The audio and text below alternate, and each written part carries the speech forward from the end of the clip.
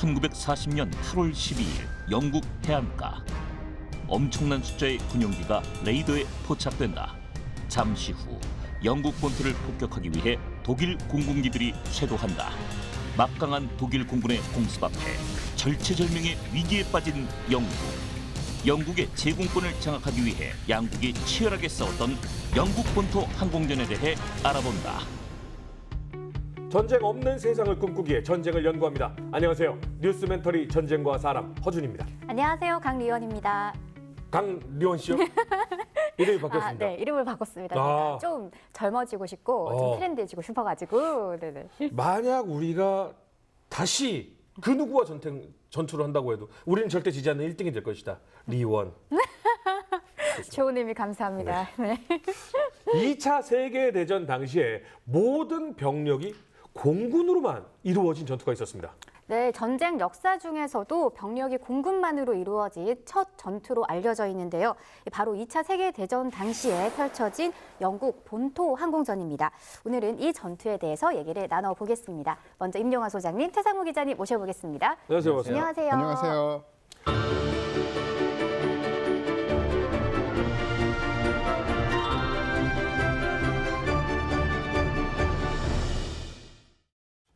예전 영화인데요.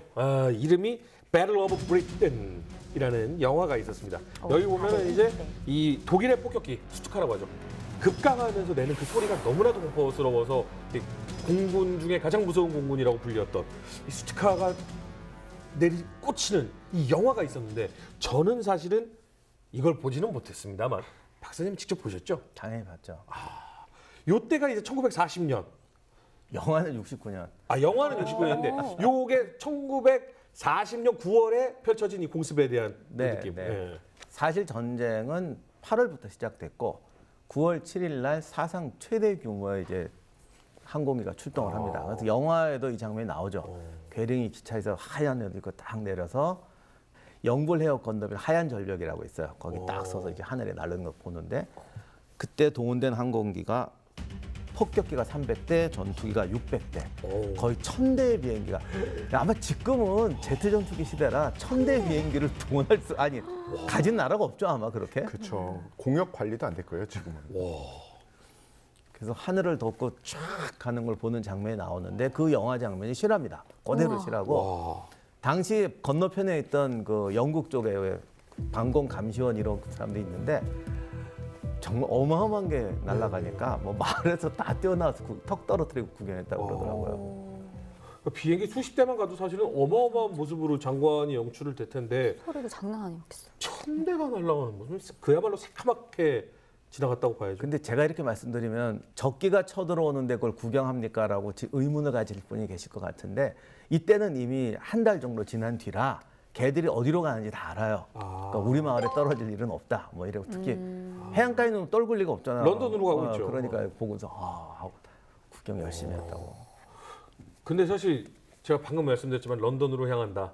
이게 런던에 무슨 대규모 병참 기지가 있겠습니까? 뭐가 있겠습니까?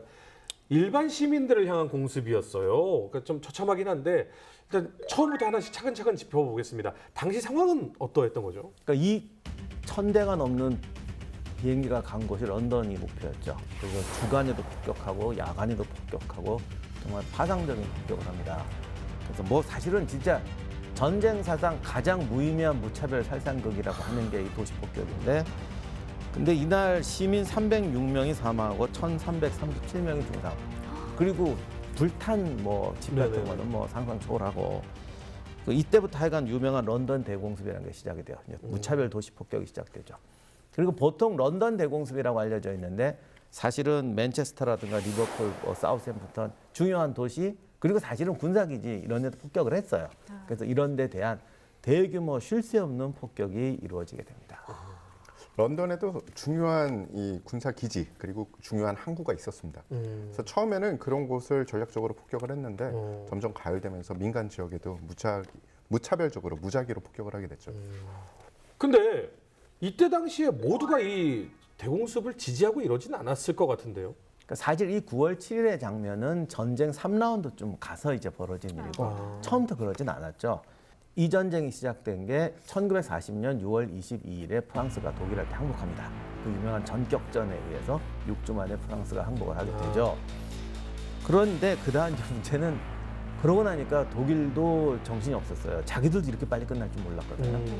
그리고 프랑스를 점령하고 나니까 이제 뭐 하지? 이런 게 생긴 거예요. 근데 항상 전쟁에서 너무 쉽게 이기면 이제 뭐 하지가 꼭 나오더라고. 그래서 이게 어떻게 해야 되느냐 하는데 당시 히틀러는 여러 기록에 의하면 영국하고 싸울 마음이 없었던 것으로 네. 가능하면 영국하고는 이제 말로 끝내자. 그래서 영국 그 육군들 도망갈 때 충분히 다 포격을 할 수 있었음에도 불구하고 비행기가 폭격하지 않았다. 뭐 이런 네, 것도 덩케르크 있었잖아요. 철수도 덩케르크 철수 작전도 그런 설이 있어요. 근데 지금 말씀드리는 건 다 100% 증거는 없어요. 근데 최근에 여러 절 보면은 이 대강 이렇게 결론이 나오고 있는데 여기서 독일에서. 1940년도 중반 정도의 상황을 우리가 좀 봐야 돼요. 네. 네네. 말씀하신 것처럼 프랑스는 항복을 했습니다. 이제 서부 전선 쪽으로 보면 남은 건 영국이에요. 독일 입장에서는 서부 전선과 동부 전선이 있는데 네. 서부 전선이 정리되면은 모든 전력을 동부 전선에 쏟을 수 있잖아요. 그렇죠. 이쪽은 뭐 끝 이러면 되는데 영국이 아직 남아 있어서 또 영국에 뭐 막강한 해군력도 있죠. 공군력도 또 뭐 없진 않아요.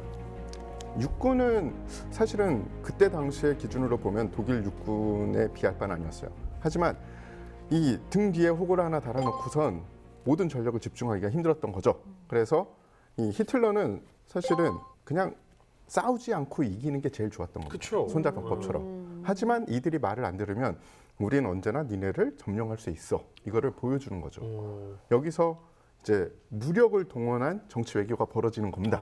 거기다가 영국 내에도 화친파들이 꽤 있었어요. 아, 독일과 싸우지 말자. 사실 영국의 히틀러 지지자들이 꽤 있었습니다. 그래요? 네. 정말 우습게도 최강 히틀러 지지자가 누구였냐면 에드워드 8세하고 부인 심프튼 여사였어요.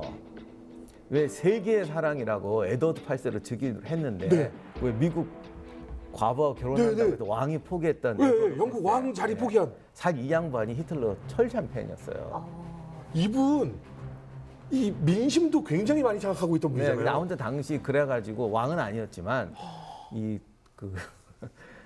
그러니까 히틀러 입장에서는 야 왕도 우리를 지지하는데 그래서 뭔가 얘들이 이제 할 거다. 그래서 이제 시위만 하면서 무려 6주를 기다립니다. 1940년 7월 19일 이 영국 본토 항공전 직전에 히틀러가 제국 의회에서 연설을 합니다. 우리가 싸우고자 한다면 두 교정국 중 하나는 전멸할 것이고 처칠은 독일이라고 생각하겠지만 나는 영국이 될 것이라고 확신한다. 나는 전쟁이 더 이상 지속되는 이유를 모르겠다. 전쟁으로 희생당할 사람들을 생각하면 가슴이 아프다. 구구절절하죠. 이런 고양이 지 생각하는 듯한 평화 이 협상을 제안을 합니다. 하지만 영국 정부에서는 그다지 이러고 있었는데 며칠 뒤에 BBC 방송에서 이런 발표를 합니다. 친애하는 총통 각하가 하신 말씀 각하에게 다시 돌려드리겠습니다. 반사네. 그렇죠. 아니 근데 뭔가 이제 안 풀리겠구나 싶으면 그러면 어떻게 해야지라는 작전을 이제 세워야 되지 않겠습니까? 네, 이래서 히틀러가 영국 침공 계획을 세우라고 지시를 합니다. 이 작전이 바다사자 작전인데 문제는 상륙 작전이란 게 내일 가자 갈 수 있는 게 아니잖아요. 그렇죠. 그래서 최대한 빨리 해도 9월 15일 이게 데드라인이었어요. 왜냐하면 이때가 지나면 이제 겨울이 와서 상륙을 못 해요. 그래서 9월 15일까지 상륙 작전을 할 수 있는 여건을 만들어라. 이렇게 되는 게 이제 영국 본토 항공전의 시작입니다. 사실은 영국의 상륙 지점과 프랑스에서 상륙을 하는 병력들을 실어가는 그 두 지점 간의 거리가 지점마다 약간 차이가 있지만 30km가 약간 넘어요. 근데 30km가 바다인데 여름하고 봄에는 그래도 괜찮습니다. 근데 여름을 넘어가면 거기가 굉장한 악천후로 변해요. 그래서 황천 항해를 해야 될 정도입니다. 근데 독일 해군은 잠수함 전력은 강했지만 수상함 전력은 강하지 않았어요. 그래서 그 많은 병력들을 안전하게 상륙을 시킬 수 있는 그런 여력은 없었죠. 게다가 영국의 강력한 수상 함대를 그것을 막을 힘이 없었습니다. 사실 여기가 이제 그 무적 함대가 영국 니들 했다가 싸그리 이제 수장당한 그 장소이기 때문에 안 그래도 쉽지 않은데 이 당시에 영국은 뭐 해군이 장난이 아니었잖아요. 예, 그래서 세계 이게 최강. 상륙하는 것도 문제지만 진짜 문제는 보급선을 유지하는 거예요. 당시 영국 측에도 분석이 뭐 기습적으로 상륙하면 최악의 경우에 10만 정도가 상륙할 수도 있다라는 예측은 했는데 걔네들 예를 들면 탱크 부대를 상륙시키면 그 기름을 어디다 대냐. 그 보급망은 절대 유지할 수가 없는 거예요. 영국도 여기에는 확신을 갖고 있었어요. 그래서 사실 진짜 문제는 상륙이 아니라 상륙한 뒤에 10만, 16만 명의 보급을 어떻게 유지하느냐였어요. 아니 근데 바다 밑에서 가만히 유보트들이 이렇게 있다가 영국 수상함대 오면은 쏘면 되지 않나요? 실제로 독일군도 그런 계획을 세웠어요. 어. 근데 이게 말이 안 되는 게 원래 잠수함은 기습, 은밀이잖아요. 네.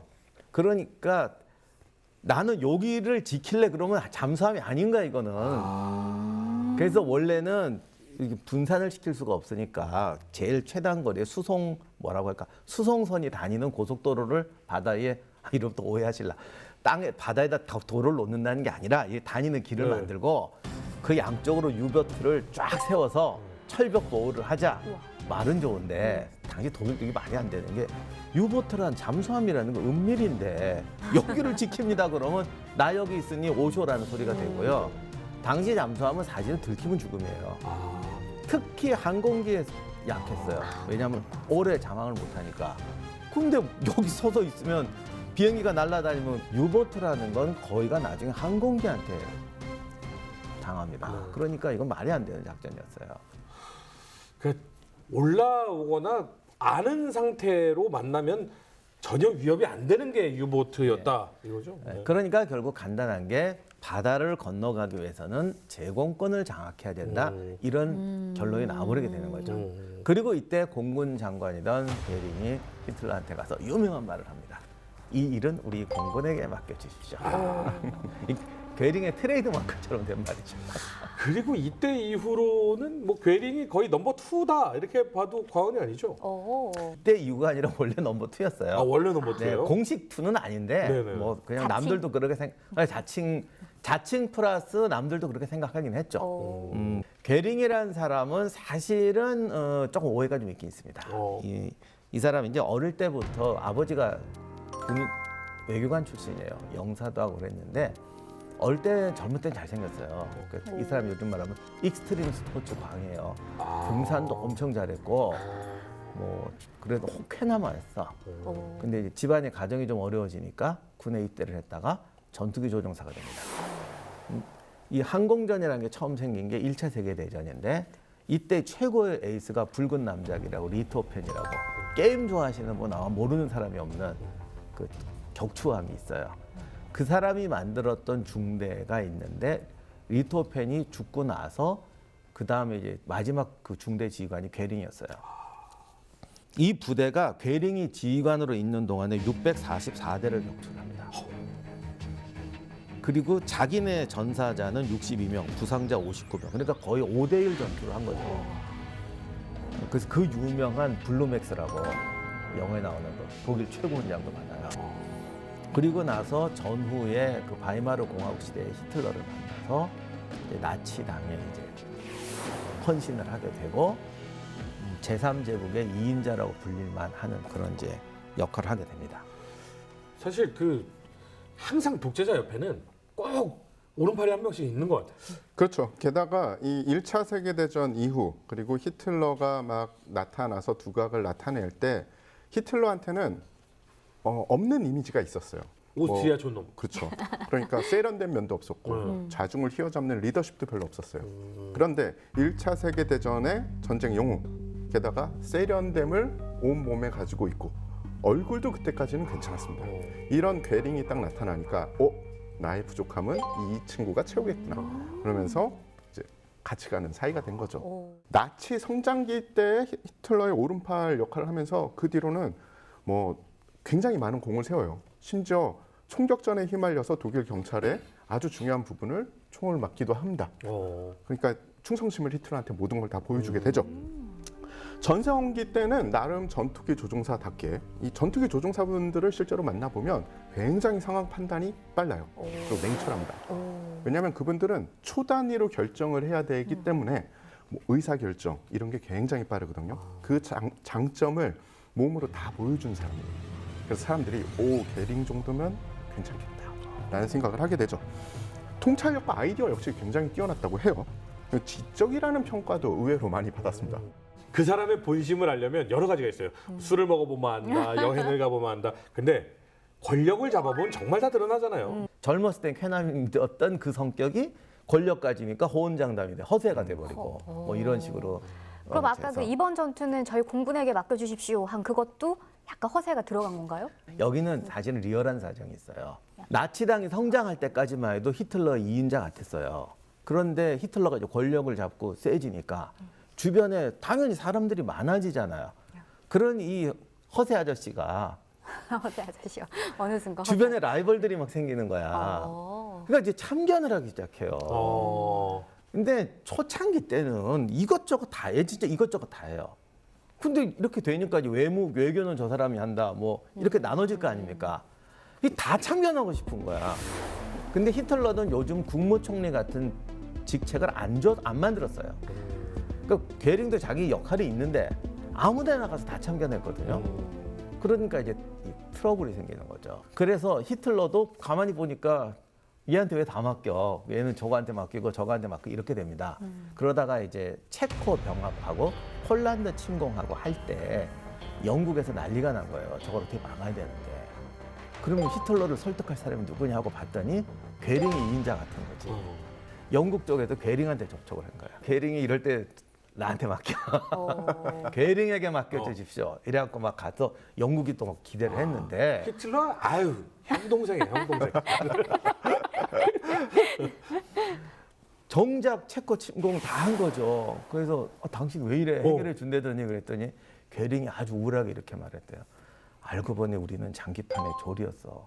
나한테 상의도 안 하더라고. 그러니까 여기서 이분이 굉장히 큰 자각을 한 거예요. 아, 내가 이제 보니 별거 아니었구나. 근데 그걸 느꼈다는 건 그만큼 처세에 대해서 어느 정도 센스는 그렇죠. 있는 거예요. 바보는 아니라는 거죠. 그러니까 2인자인 건 맞는데 1등하고 2등 사이가 너무 큰 거지. 그래서 그때 폴란드 침공까지 하니까 이제 작전을 바꿉니다. 내가 이제 보니 2위라는 거에 만족하는 게 아니라 질을 채워야겠다. 그래서 가서 뭐 필요하신 거 있으시면 저한테 저희 공군한테 맡겨주십시오. 뭐 힘든 거 있으시면 저희한테 맡겨주십시오. 이거를 시작해요. 그래서 야 이거 기회다. 저거 영국 지금 총통께서 영국 뭐 하려고 하는데 이거 우리가 맡으면 확실하게 우리가 이 자리 잡는다. 네. 근데 히틀러 입장에서는 영국하고 이제 전쟁을 해야 되고 아까 기자님 말씀처럼 망신도 당했고 기다려줬고 그럼 이제 전쟁을 해야 되는데 준비는 안 돼 있고 요건 제 생각인데 이럴 때 대책 없을 때 독재자는 나서면 안 돼요. 항상 그렇잖아. 일은 남한테 시키고 공은 내가 가져가야 되는데 이게 좀 불안해. 이것 때 나서면 내가 안 되잖아. 책임 넘쳐있어요. 화살 맞을 수 그러니까 있어요. 성공하면은 내 공이고 그렇죠. 이럴 때는 빨리 떠넘기자. 그래서 처음엔 간섭을 안 했대요. 어. 그러니까 괴링이 나선 거지. 저한테 맡겨주십시오. 근데 또 무조건 허풍은 아니었어요.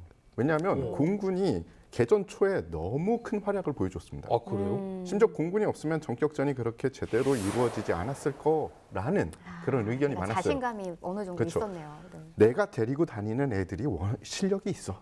그러니 뭐 유럽을 석권을 했잖아요. 우리 공군이. 그러니 당연히 이 총통 앞에서 아유 우리 공군 정도면 저 조그만한 영국 정도는 쓸어버리겠습니다. 라고 이야기할 수 있는 거죠. 그러니까 허풍 반 실력 반 정도였을 겁니다. 본인은 이 기회에 이제 내 지위를 높여야겠다. 이 생각도 한 것이고 그래도 모험을 한 겁니다. 그럼 지휘관 받자마자 7월 달에 이제 공습이 시작되는 거죠? 네, 그래서 7월 달에 이제 바다사자 작전 계획 입안을 세우니까 히틀러 명령이 빨리 일주일 내에 제공권을 해치워라. 그래서 빨리 이게 끝나야 늦어도 9월 15일까지는 우리가 상륙할 수 있다. 이거 못하면 내년으로 연기된다. 그래서 빨리 해. 그래서 7월 13일부터 8일 동안 집중 공격을 해서 영국의 항만시설, 공군기지, 전투기 이런 거를 파괴해서 제공권을 장악한다는 게 이 첫 번째 목표였어요.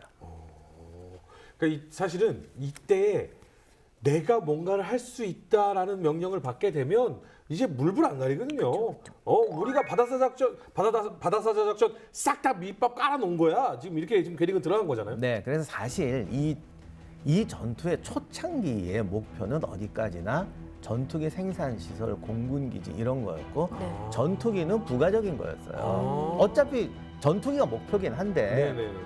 공장을 없애는 게 더 빠르잖아요. 그 사실은 초반에는 전투기 생산 시설 파괴가 목표였군요. 그러면 일단 하늘에서 붙는 거잖아요. 그죠. 에이스라는 단어 이게 이 전투기 조종사들에서 나온 거잖아요. 네, 1차 대전 때 프랑스에서 처음 시작했다고 그러더라고요. 근데 이게 대중 스타가 돼버려요. 그러면 약간 그 지금도 보면 직업군에서 이 선호되는 직업군이 있잖아요. 전쟁 군인이면 사실은 목숨을 걸고 하는 거라 좀 그럴 것 같은데 그래도 인기 있는 직업군이에요. 이게 실제 참전했던 전투기 조종사가 한 얘기인데 2차 세계대전 때 소위 중세 기사들의 대결이랑은 이미 몇백 년 전에 끝났는데 그렇죠. 네. 근데 이게 사람들의 좀 가슴을 뜨겁게 하는 그런 게 있잖아요. 이 전투기 에이스들의 대결이 1대1 대결이다.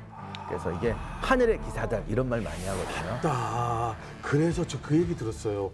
중세 기사들이 더 이상 기사 역할을 할 자리가 없었는데 이것이 전투기로 갔고 전투기 조종을 이제 일반 기사들이 못하게 되니까 이것이 스포츠카로 가게 됐다라는 얘기. 뭐 그런 말도 있어요. 최첨단 장비인데 거꾸로 중세의 로망이 이제 구현이 되다 보니 뭐 사실 전쟁이라는 게 목숨 걸고 하는 거라 우리가 이런 말 하기 뭐하지만 그렇게 돼버린 거죠. 그래서 모든 사람들에게 두 가지 흥미를 동시에 자극하는 거야.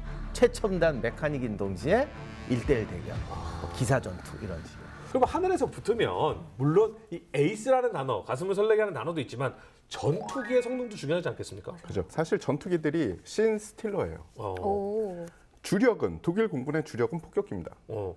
말씀하신 것처럼 전략적인 거점을 폭격을 해야 되니까 네. 당연히 폭격기가 어떻게 보면 주인공이에요. 그렇죠. 하지만 주인공이 죽으면 안 되잖아요. 그렇죠. 조연들이 막 호위한 거죠. 아. 그래서 영국 쪽은 적의 폭격기를 차단해야 되니까 요격기, 즉 전투기가 주연이고 독일은 사실은 전투기가 조연이었는데 이 독일 전투기가 신 스틸러가 돼서 둘이 붙은 거죠. 근데 폭격기가 더 많은 희생을 강요당했어요. 독일의 폭격기가. 그럼에도 이제 전투기들이 더 그림은 좋으니까. 그렇죠. 그리고 그래서 이게 좀 억울한데 폭격기 조종사들이 그렇게 당시도 억울했어요. 이 고생은 우리가 하고 죽기도 우리가 주연인데 그러네요. 스타는 다 전투기 조종사가 되는 거야. 폭격기 조종사한테 에이스라는 단어 안 붙잖아요. 네, 그러니까 사실은 그래가지고 당시에도 불만이 터져 나와가지고 아니 고생은 우리가 하는데 왜 쟤들이 스포트라이트를 받아? 그래서 그리고 유명한 얘기가 낮에는 독일군하고 싸우고 밤에는 술집에서 맨날 전투기 조종사는 폭격기 주먹까지 만나. 내가 안 지켜주면 넌 밥이야. 이 자식이. 진짜 많이 싸웠대요. 만나기만 하면 주먹질했대요. 진짜요? 뭐 그렇게 돼도 어찌 됐든 이 신 스틸러가 돼서 스포트라이트를 받은 것은 양국의 전투기들이었죠. 그래서 수많은 기체들에 대해서 다 말씀드리긴 힘들지만 그 양대 라이벌들에 대해서 두 기체씩 뽑아가지고 말씀을 드리겠습니다. 네. 먼저 영국 선수 1번 호커 허리케인이라는 기체예요. 호커 허리케인을 딱 보시면 이게 2차 세계대전 때 쓰인 기체 맞아 싶습니다.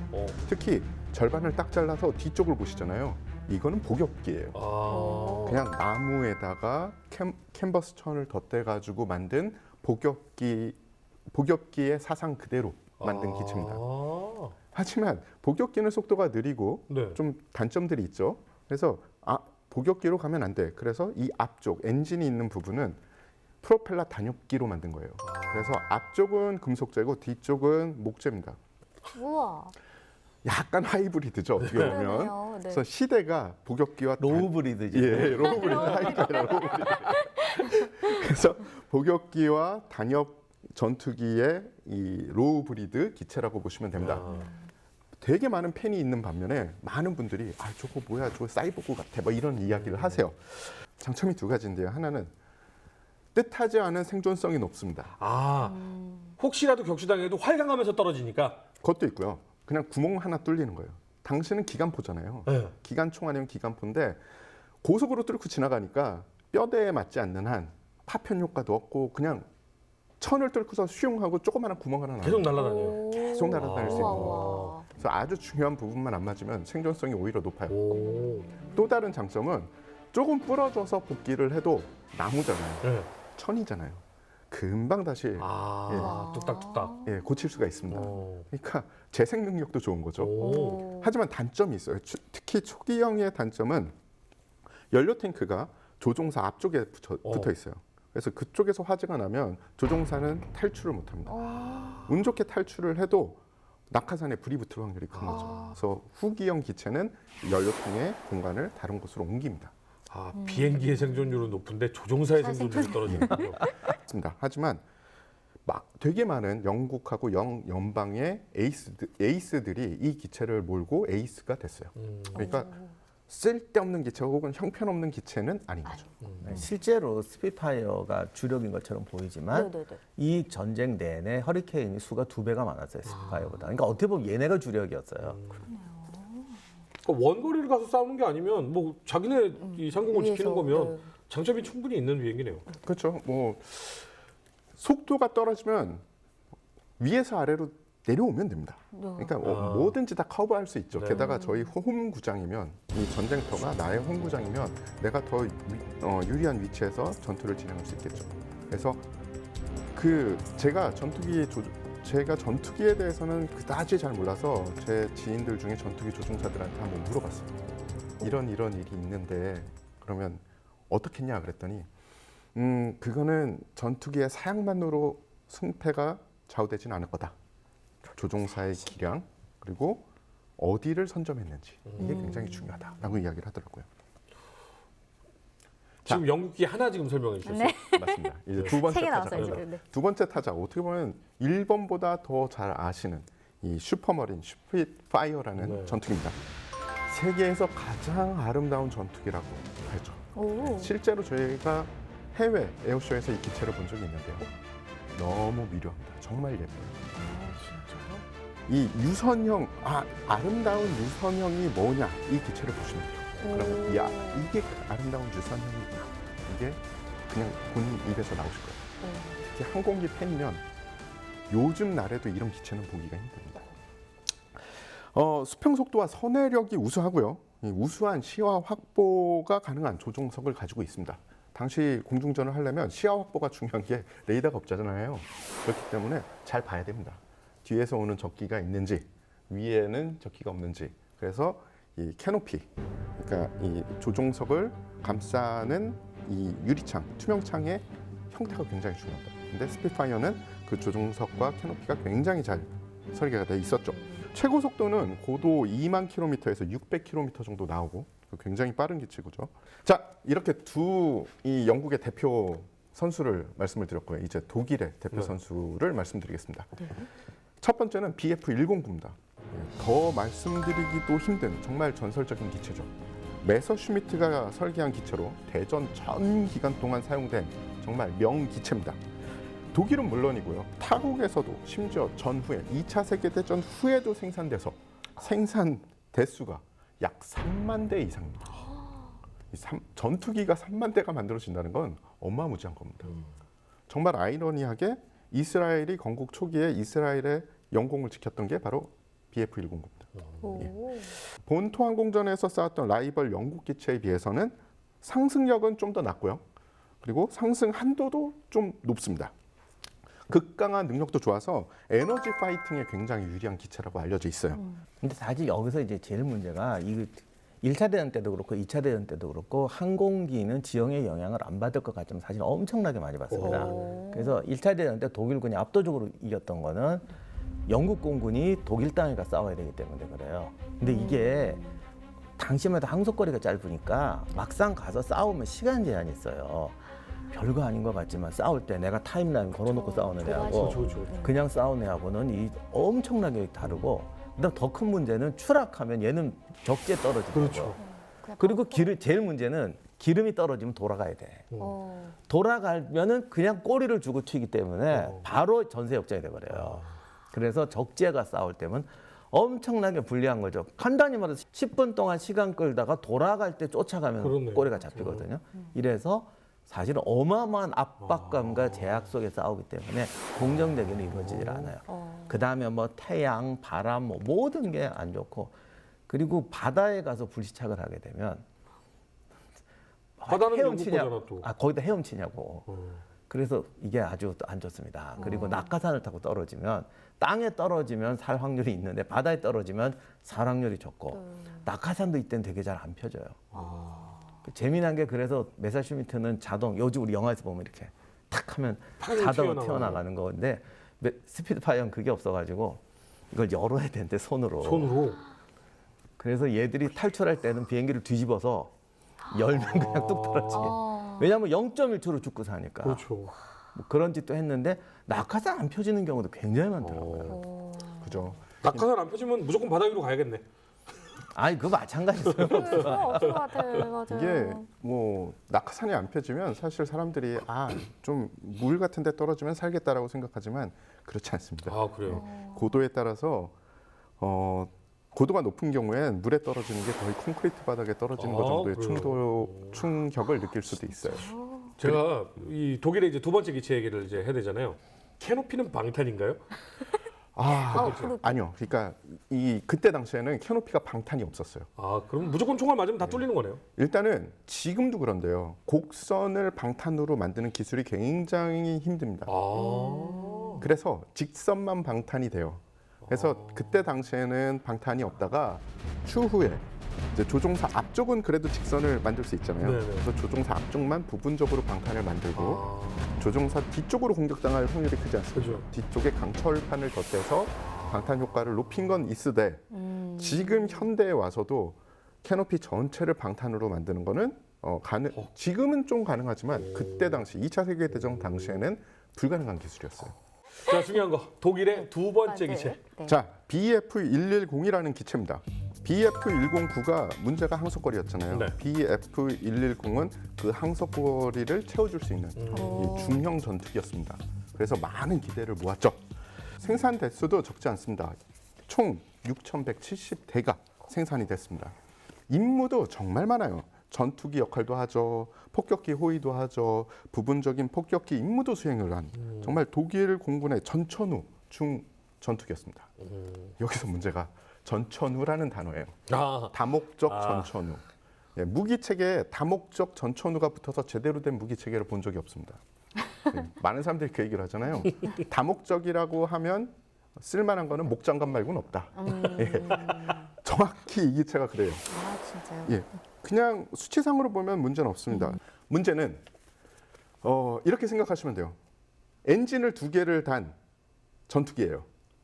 그러면 힘은 좋아졌겠죠. 항속거리도 늘어났을 겁니다. 네. 무장도 더 실을 수 있어요. 네. 하지만 적은 아주 날렵한 전투기예요. 굉장히 빠른 비행이 가능합니다. 그러니 자동차 경주를 하는데 상대는 스포츠카를 가지고 나왔고 나는 SUV로 지금 경주를 하는 거랑 마찬가지예요. 그리고 거기는 코너를 많이 돌아야 됩니다. 그러면 누가 먼저 들어오겠습니까? 네. 스포츠카가 빠르겠죠. 그렇죠. 그래서 기대는 많이 했으나 오히려 독일 공군 조종사들이 이 기체가 우수해가 아니라 영국 공군 조종사들이 저 기체는 잡기 쉬워라고 해서 영국 공군 조종사들이 좋아하는 기체가 됐다는 슬픈 얘기가 있어요. 2차 세계대전 중 나치 독일은 평화 협상을 통해 영국을 굴복시키려 한다. 그러나 영국은 협상을 거절한다. 히틀러는 본격적인 영국 본토 상륙을 위한 바다사자 작전을 구상한다. 영국 해군력이 부담스러웠던 독일은 상륙 지역에 대한 제공권을 장악해야 했다. 이에 괴링은 독일 공군의 전투기와 폭격기를 이용해 제공권 장악을 장담한다. 그러면 이제 양국이 어찌됐든 기본적으로 공격과 수비는 정해져 있습니다. 독일이 이제 영국을 공격하는 것인데 그럼 전투가 어디서 처음 시작이 되나요? 독수리의 날이라고 해서 이제 독일군이 한번 출동해서 이제 박살을 내자. 그래서 기본적으로 생산 시설, 무엇보다 공군 기지를 박살을 내서 비행기를 못 뜨게 만들고 그 다음은 폭격기가 가서 생산 시설을 박살내고 그 다음은 함대가 가면 된다. 이렇게 아름다운 계획을 세우고 8월 12일에 공군 기지와 레이더 기지를 공격하고 13일 날도 파상 공세로 거기를 공격했습니다. 그러니까 1차 목표 기지와 레이더. 어떻게 됐나요? 기지는 100% 복구. 레이더는 그냥 겨우 한 곳만 파괴했는데 그것도 뭐 바로 복구. 우와. 그 다음 날도 비슷해요. 오. 그래서 이틀 동안 이 기지를 박살내겠다고 그랬는데 박살낸 게 아무것도 없어요. 그렇게 복구가 빨리 되네요. 복구가 빨리 된 것도 있는데 피해 자체가 적어요. 괜히 머스케전데 지금. 예. 영국은 당시에 지역 방어 개념이었습니다. 즉 영국이라는 나라를 이렇게 보셔서 영국의 남단에서 좌측은 10그룹이 맡았어요. 그리고 이 프랑스 해협 쪽에 접해 있는 부분은 11그룹이 맡았습니다. 그리고 중부 쪽은 12그룹, 그리고 그 위쪽 북쪽은 13그룹이 맡았어요. 독일 공군이 출격을 해서 우리를 폭격을 한다. 그럼 레이더 기지가 어느 쪽에 있었겠습니까? 프랑스 기지 쪽에 프랑스 쪽 방향에 있겠죠. 예. 그래서 프랑스 쪽에 레이더 기지들이 쫙, 그러니까 영국이 이렇게 돼 있으면 프랑스 그 남부에서부터 동부 쪽으로 쫙 감싸고 레이더 기지가 있었어요. 11군이 제일 많이 이제 그렇죠. 맞닥뜨렸겠네요. 예, 11군이 제일 많이 공격을 당했습니다. 네. 폭격을 하면 그 뒤에서 정찰기가 따라가면서 찍습니다. 찍고 보고 보고를 하죠. 그냥 이게 허풍이 아니라 우리가 파괴했어. 우리가 정말 활주로에 폭탄을 떨궜어. 그리고 기체들이 파괴되는 걸 본 거예요. 강가를 한 게 영국이 그렇게 빨리 복구를 할지 몰랐던 겁니다. 그리고 영국의 항공기 생산 능력이 자기들이 생각하는 것보다 그렇게 빠를 줄 몰랐던 거예요. 그래서 독일은 우리가 어마어마하게 파괴를 했다라고 생각을 한 거고 이제 영국은 생각보다 피해가 적었던 거죠. 영국 본토 항공전 기간 동안에 영국은 총 1963대가 출전을 했고요. 독일은 총 2,550대의 항공기가 동원이 됐습니다. 그래서 항공기 숫자로 보면은 독일이 훨씬 많아요. 당시 독일군이 영국의 스파이망이 형편없었어요. 근데 가는 정보가 다 틀린 거야. 그러니까 정보망이 없는 거죠. 네, 그러니 공군기지가 어딘지 정확히 몰라. 해군기지인 줄 알고 때렸더니 뭐 딴 데야. 비행기 공장인 줄 알고 때렸더니 엉뚱한 데야. 뭐 통신기지인 줄 알고 때렸더니 참고만 열심히 부셨어. 그러면 뒤에 따라오는 애는 안 와. 뒤에 타는 애는 잘 부셨습니다. 막 하는 거지. 그렇죠. 뭐든 그렇게 부서졌습니다. 네. 전과가 제대로 떨어진 게 거의 없어요. 그리고 이 당시는 폭격기 생각보다 굉장히 부정확한데 시뮬레이션을 많이 안 했는지 그게 이게 2차 대전 초기는 전 미국, 영국, 독일 다 착각이 뭐냐면 폭격이 생각처럼 쉽지가 않아요. 그래서 이런 거죠. 팍 갔더니 불길이 팍 솟고 다 부셨습니다. 나중에 멀쩡해요. 왜냐하면 자동차 한 대만 터져도 시커먼 연기가 가리거든요. 그러면 그 연기에다 갖다 붙는 거예요. 그리고는 엄청납니다. 막 그래요. 그럼 독일은 계속 자기를 착각하고 있었거든요. 다 그래서 양군이 다 그래서 영국군도 막 폭격해 놓으면 막 연기 막 나오면 거치고 나면 멀쩡해. 야, 얘네 훈련 많이 했나 봐. 자동차 한 대만 이렇게 열심히 부셨어. 진짜 그런 적도 있다니까. 탱크 부대가 지나가는데 처음인가 두 번째 공격기는 두 대인가를 맞춘 거예요. 그러니까 연기가 시커멓게 나잖아요. 그러니까 그 뒤에 애들은 막 했는데 그거 왜 맞춘 게 없어요. 근데 사진으로 보니까 시커먼 연기가 도로를 덮고 있고 애들은 도망가고 다음날 보니까 멀쩡해. 근데 우리가 생각해야 될 게 무기 체계예요. 당시의 무기 체계는 정밀 유도 무기가 없었어요. 없죠. 네. 그렇기 때문에 가장 효과적으로 하는 건 폭격기들이 편대를 이어서 줄지어서 폭격하는 게 그나마 확률이 높은 겁니다. 그리고 폭격기들이 편대를 이루는 이유도 자체 방어 기관총이 있어요. 하지만 막을 수 있는 각도가 정해져 있는 거죠. 그것을 중첩시키는 게 생존율을 높이게 되겠죠. 그리고 편대를 이뤄야지 편대를 호위하는 전투기의 숫자를 줄일 수 있습니다. 그래서 영불 해협을 건너가기 전에 각지에서 이륙한 독일 폭격기들이 기다리고 있다가 전투기랑 같이 간 이유가 얘네들이 멍청해서가 아니고요. 그때 당시 무기 체계로는 그게 가장 큰 효과를 낼 수 있었기 때문에 어쩔 수 없는 현명한 선택이었던 거예요. 이게 요즘 날처럼 정밀 유도 병기가 있으면 더 효과가 있었겠죠. 하지만 그때는 쫙 폭격을 하고 가면 폭격하면 불 나죠, 연기 나죠. 그 뒤에 정찰 정보기가 따라가면서 사진을 찍어도 연기에 가려서 확실하게 보이진 않는 거예요. 근데 그 반경을 때렸다. 그럼 오케이, 성공했나 보다. 이렇게 되는 거죠. 근데 무슨 폭격기를 사용했길래 이렇게 확률이 많이 떨어진 거예요? 일단은 거의 모든 기체들이 다 생각했던 것보다 확률이 떨어집니다. 그 이유가 폭격기가 그냥 폭격기의 폭격 정밀도는 공격을 받았을 때 정밀도가 아니에요. 그냥 연습하면서 쭉 날아가면은 아무도 공격을 안 하잖아요. 그럼 그때 자기 속도에 우리가 떨어뜨릴 곳에 떨어뜨리면 잘 맞겠죠. 하지만 실전은 삼지 사방에서 전투기들이 오죠. 조종사들은 폭격기 조종사들은 마음이 급해지죠. 그럼 수평 비행이 안 되는 거예요. 비행기가 이렇게 갈 겁니다. 총알 피해야죠. 그렇죠. 그렇죠. 그러면은 폭탄을 투하하는 사람은 야 수평으로 제대로 비행해 그럴 텐데 조종사는 시끄러워 빨리 그냥 폭탄 부어 우리 죽겠어. 이 상황이 계속 진행되는 거예요. 이 캐논핀 방탄 아니라고. 그렇죠. 그래서 어떤 기체가 중요한 게 아니에요. 뭐 우리가 잘 아는 스투카가 있죠. 스투카는 정말 멋있잖아요. 내리꽂히면서 폭탄 하나를 정확하게 빵 붙고서 이탈하지 않습니까? 그렇죠.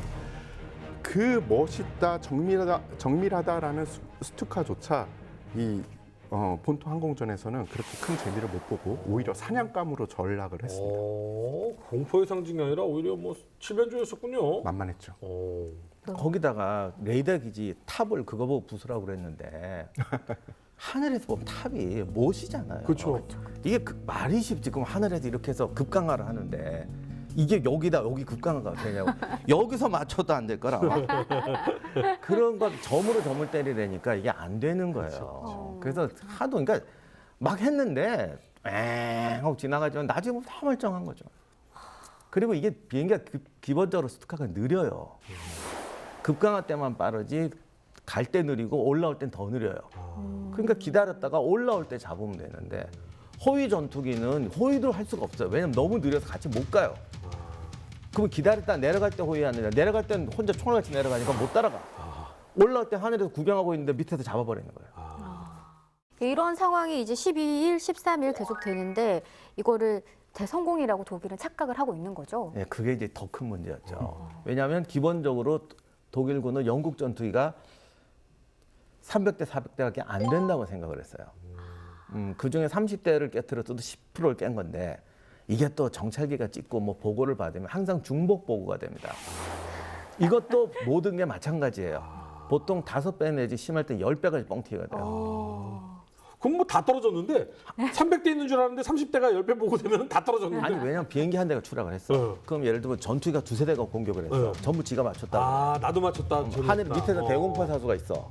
자기가 쐈더니 떨어졌어. 그럼 자기가 맞췄다고 그래. 그 줄째 10대까지는 좀 심하지만 보통 3배에서 5배가 그냥 와요. 수압하니까. 이게 일본도 사실은 미국과의 해전이나 이 전투에서 굉장히 잘못된 보고 때문에 이 본진에서의 판단이 굉장히 잘못된 판단을 많이 했는데 독일도 마찬가지였군요. 네, 그래서 사실은 이틀 지나니까 4분의 1을 격파했다고 생각을 했어요. 그때 기분 좋았어요. 그렇겠죠. 괴링의 등을 두들겼었겠네요. 그래서 이제 14일, 15일 날 이제 적 전투기는 거의 적 전투기가 치명적인 타격을 입었다. 그래서 대규모 폭격기를 동원해서 더 큰 공격을 감행합니다. 하필이면 8월 15일?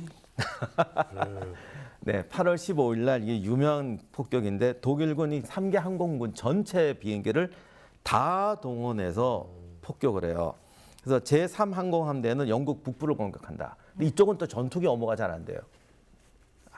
멀어서. 네. 1, 2함대는 남부를 공격한다. 왜냐하면 남부에 그 전투기라든가 이런 생산시설이 다 있었거든요. 그래서 거기를 집중적으로 공격하는데 한 뭐 70대에서 300대, 400대까지의 편대가 아침부터 저녁까지 계속 이제 파상 공세로 엄청나게 몰려왔죠. 아까 말씀하셨던 제3항공 그 군이 노르웨이 쪽에서 출격을 했어요. 네. 항속거리가 충분하지 않았기 때문에 폭격기하고 BF-110이 호위를 하면서 SUV가 출격을 했습니다. SUV가. 그때 된맛을 먹고 제 BF-110은 폭격기 호위는 그만하고 이제 다른 임무나 해라. 그때 된맛을 먹은 날이 바로 8월 15일입니다. 그래서 8월 15일을 독일 사람들이 검은 목요일이라고 해요. 네, 그렇게 돼 있네요. 이날 없을 줄 알았던 전투기가 새카맣게 나타난 거죠. 영국군 전투기가. 당시 뭐 100대도 안 남았을 거라고 생각했는데 스피파이어가 233대, 허리케인이 361대가 있었어요. 거기다가 제일 중요한 게 레이더죠. 레이더 때문에 독일군이 오는 경로를 알고 있었거든요. 그러면 이때 전투기는 사실 먼저 보는 놈이 이기는 거예요. 근데 먼저 보려면 유리한 게 고도 높은 데 있는 거예요. 그럼 영국군이 기다린다고 하는 거는 오는 데서 기다리는 게 아니라 사실은 높은 고도에서 기다리는 거예요. 그럼 가야 되니까. 네, 그 위에서 내리 꽂히면서 공격하면 기본으로 몇 대는 잡고 시작해요. 그게 떨어진 다음에 이제 이쪽은 적기가 왔구나라고 알아서 뒤에다 두고 공중전을 벌어지는 거예요. 그러니까 일단 10%는 까고 들어가는 거거든요. 잘 만든 컨텐츠나 영화는 침공하는 기체는 대부분 사람들이 위를 보고 있어요. 왜냐하면 방어하는 기체들이 위에 떠 있는 경우가 많습니다. 그래서 탑승원들 중에 방어 기관총을 운영하는 사람들은 대부분 시선이 위로 가 있죠. 그러면 이제 알았잖아요, 얘들도. 그러면 쫙 흩어져. 여기서는 거의 추락 안 해요. 막 이러다가 집에 가자 그러고 이제 가는 거예요. 그럼 집에 갈 때 영국군은 꼬리가 딱 보이니까 네, 근데 잠들어지고. 그래도 사실 10분 정도밖에 안 되거든요. 그러니까 쉥 날아가서 하나, 둘, 셋 하고 딱 잡아버리고는 이제 끝나는 게 공중전이에요. 그럼 독일은 어느 정도 이 손실을 입게 되나요? 이날 거의 10%의 손실이 있습니다. 그러니까. 이렇게 돼서 소위 그들이 꿈꿨던 독수리의 날은 검은 목요일로 끝나게 되고 이렇게 돼서 일주일 만에 제공권을 장악하고 함대가 가려고 그랬는데 이제 제공권 장악을 위한 기나긴 전투가 시작이 되는 거죠. 그래서 이제 진짜 본토 항공전이 시작된 거예요. 다음 이야기. 히틀러가 영국 침공을 위해 시작한 영국 본토 항공전은 점점 더 치열하게 진행된다. 하지만 일주일 만에 제공권을 장악하고자 한 히틀러의 계획은 차질을 빚게 된다. 독일과 영국의 전투는 점점 길어지고 끊임없이 공격하는 독일에 무너져가는 영국. 그러나 우연한 사건을 계기로 전세는 바뀌게 되는데 영국 본토 항공전 2부 많은 시청 바랍니다.